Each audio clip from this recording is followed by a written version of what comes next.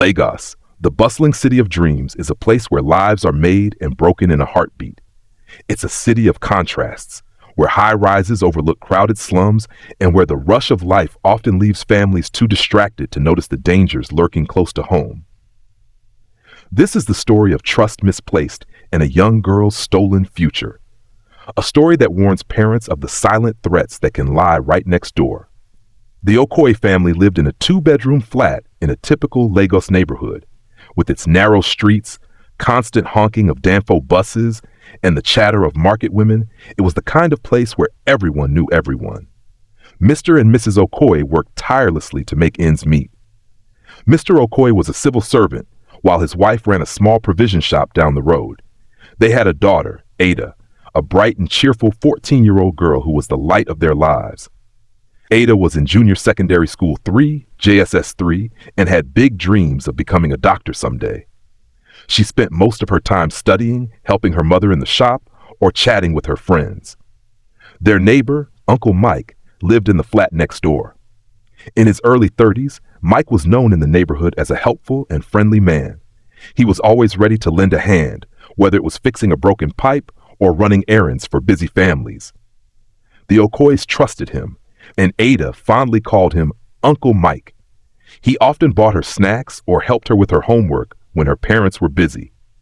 Life in Lagos was hectic, and the Okoys often found themselves overwhelmed.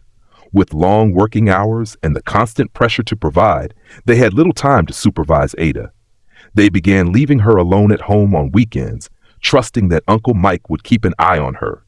"Uncle Mike is just next door," Mrs. Okoy would say. "If you need anything, call him." At first, everything seemed fine. Mike would drop by occasionally to check on Ada, bringing her meat pies or suya and chatting about school. He was so kind and generous that Ada started to see him as family. But behind the friendly smile and warm gestures, Mike had other intentions. One rainy Saturday afternoon, Mike knocked on the Okoy's door. Ada was home alone, her parents busy at the shop. "How are you, my dear?" he asked, stepping inside without waiting for an invitation. Ada smiled. "I'm fine, Uncle Mike, just doing my homework." Mike sat down and watched her for a while, praising her intelligence and how grown-up she was becoming. At first, his compliments seemed harmless, but over time they became unsettling. He started touching her shoulder, her hair, her face, actions that made Ada uncomfortable, though she didn't know how to react. One day, he crossed the line. He manipulated Ada into trusting him, making her believe that his actions were a sign of love and care. She was too young and naive to fully understand what was happening, and Mike took advantage of that. Weeks turned into months, and Ada began withdrawing from her friends and family. She became quiet and distant, her once bright smile fading. Mrs. Okoy noticed the change but assumed it was just teenage mood swings. Then one evening, Ada started feeling sick. She vomited constantly and complained of dizziness. Mrs. Okoy took her to a local clinic where they received shocking news. Ada was pregnant. "What?" her mother screamed, her heart sinking. "How is this possible?" Ada broke down in tears, confessing everything. She told her mother about Uncle Mike and how he had manipulated her. "He promised me it was our secret," she sobbed. "He said he loved me and that he'd take care of me." When confronted, Mike denied everything at first. But when the evidence became undeniable, he changed his approach. He begged the Okoys not to involve the police, promising to marry Ada once he was financially stable. "I will take care of everything," he assured them. "Let's just keep this within the family." Reluctantly, the Okoys agreed, but Mike's promises were empty. Instead of taking responsibility, he pressured Ada into terminating the pregnancy. "You're too young to have a baby," he told her. "Let's fix this, and when the time is right, we'll be together." Mike took Ada to a shady clinic on the outskirts of Lagos, where the procedure was done in secrecy. The conditions were unsanitary, and the doctor was unqualified.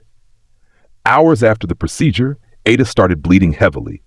Mike panicked and dropped her off at a nearby hospital before fleeing the scene.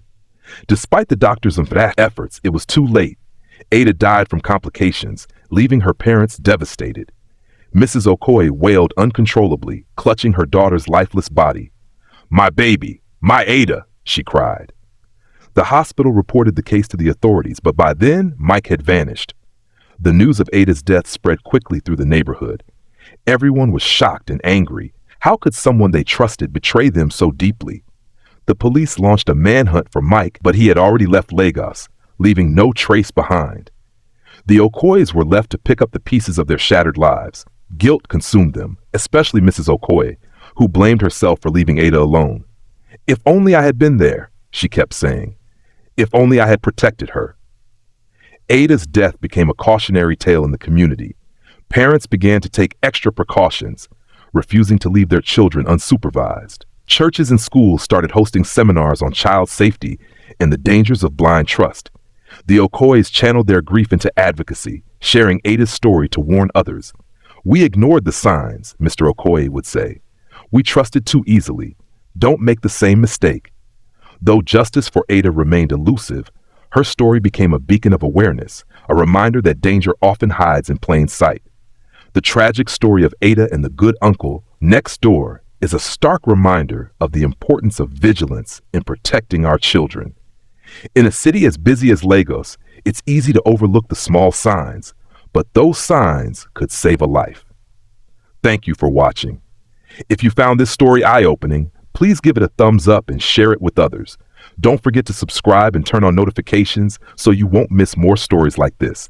Let's protect our children and build a safer community together.